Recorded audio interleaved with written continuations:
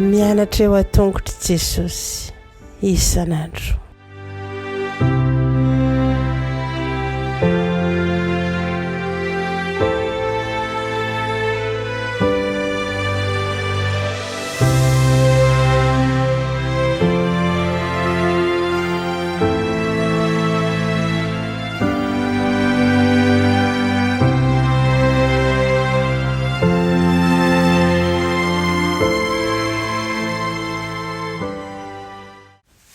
Miarabantsika tsirairay avy indray tonga eto amin'ny lesona ho an'ny lehibe amin'ity alatsinainy fa 12 amin'ny volana desambra ity ary fifaliana ho hatrany mandray antsika isa-tokantrano izay manaraka an'izao fandarana izao.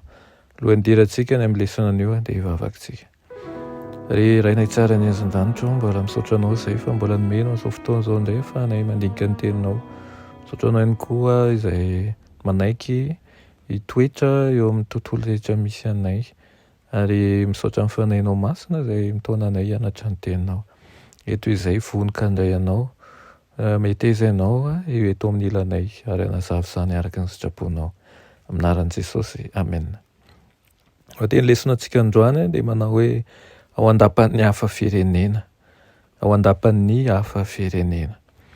Taorianan'ny firodanan'ny fanjakan'ny Babiloniana sy ny fisandratan'ny fanjakan'ny Mediana sy ny Persiana dia jiosy maro no niverina tany amin'ny tanindrazana.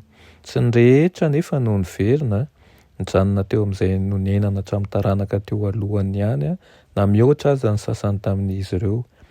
Eo ampisaitsainana an'izany toerana misy azy ireo izany dia hitantsika ny ampahany amin'ny tontolo-kevitry ny tantaran'ny Estera. Ao amin'ny Estera toko voalohany manao hoe tamin'izany andro izany ozy izy raha nipetraka teo ambony seza fiandrianan'ny fanjakany izany tany Sosana renivohitra Ahasuerosy mpanjaka. Eto no toerana nitsangana io tantara io ara-baiboly ny fanjakana Persiana izay teo ambany fanapahany io mpanjaka io. Ao amin'ny toko voalohany dia tsy nahita sitraka teo mason'ny mpanjaka intsony ny mpanjaka vavy ka nahatonga ny mpanjaka hitady ny mpanjaka vavy hafa hisolo azy. Tao anatin'izany tontolo-kevitra izany nahitana voalohany indrindra ny Estera, misy an'i Mordekay ihany koa izay tatatoany. Avakitsika ny Estera toko 2:1 ka hatramin'ny 7 izay mitantara an'izay manao hoe rehefa afaka izany no nefa nionona ny fahatezeran'ny Ahasuerosy mpanjaka dia nahatsiaro ny vasty izay efa nataony izy ary nefa nitsarana azy.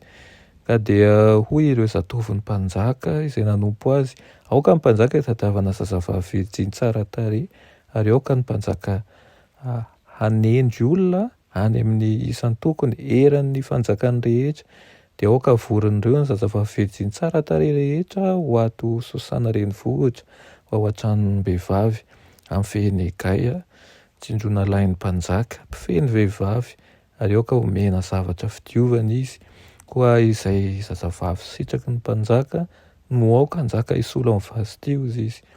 Dia sitraky ny mpanjaka izany teny izany ka dia nataony ary nisy jiosy anankiray tao Sosana renivohitra. Mordekay no anaraka, zanaky Jaira, zanaky Sime, zanaky Kisy avy tamin'ny taranaky Benjamina izay efa nentina ho baba avy tany Jerosalema tamin'ny baba izay nentina niaraka tamin'ny Jekony mpanjakan'ny Joda izay nibaboan'i Nebokadnezara mpanjakan'ny Babilôna. Ary izy nitaizany Hadasa, Estera izany, zanaka vavin'ny rahalahy indray izay tsy nanana ray sy reny intsony ary raha zazavavy dia soa sady tsara tarehy ary niraisin'ny Mordekay ho zanany izy rehefa maty rainy reniny.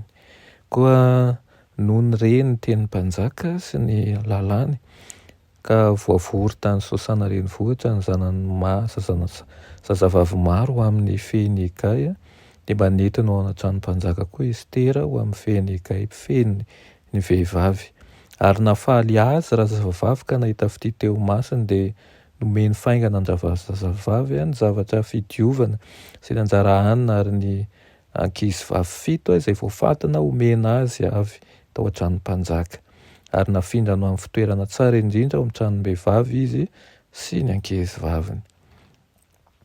voalaza amin'ny nivakitsika teo fa nipetraka teo am-bavahadin'ny lapo Mordekay amin'ny mahatandapa azy ary nonona tao amin'ny tanàna ny Sosana niaraka tamin'ny Estera zanaka vavy natsangany na zanaky ny mpiray tampota amin'ny ray aman-dreniny zany raha ny marimarina kokoa. No nitoerana ny tanan'izy ireo sy ny faritra nonenany dia tafiditra tao anatin'ny kolontsaina persiana izy ireo. Azo antoka zany fa anisan'ny antony nahatonga ny Estera ho voafidy amin'ny mpanjaka zany. Hoy izy hoe mba nentina ho amin'ny trano mpanjaka koa Estera ho amin'ny fehiny Egay izay mpifehiny vehivavy. Na dia tsy milaza mazava ny antony aza ny an-dalan-ten'ny baiboly dia tsy sarotra ny haminavinan'izany. Amin'ny mahavahiny azy atao amin'ny kolontsaina sy ny fivavahan'ny hafa izay mety ampidi-doza arak'izay ho hitantsika dia naneho fahendreny izy ireo amin'ny fanginany momba ny fianakaviany ary ihany koa momba ny vahoakany. Mety misy ihany koa toe-javatra iainanao mety eritreretinao ary mahaliana kokoa ny tsy firesahana amin'ny vantana momba ny finoantsika. Asaiko ianao andinika ny tantaran'ny Estera amin'ny lafin'ny zavatra tahaka an'io ary sintona lesona ihany koa inona no tokony ataontsika sy ahafahantsika miala sy mampiseho mandrakariva fa Andriamanitra dia lehibe lavitra noho ny zavatra mety misy eo amin'ny faritra misy atsika na ny tontolo rehetra misy atsika. Vavakitsika, ry Andriamanitra tsara ny an-danitra mbola misaotra anao ny amin'izany lesona nomenao anay andio izany. Misaotra anay ihany koa izay mampisokatra amin'ny masonay ny amin'ny toe-javatra ankehitriny amin'ny alalan'ny toe-javatra efa nisy tamin'ny lasa. Dia ampianaro izahay ary hoe ny fahaiza-manao rehetra mba ahafahanay manantanteraka ny hiraka izay efa nomenao anay. Dia ny joro vavolombelona eny fa na dia amin'ny toerana izay tsy mino anao izay tsy mankasitraka anao azy. Anaran'i Jesosy. Amen.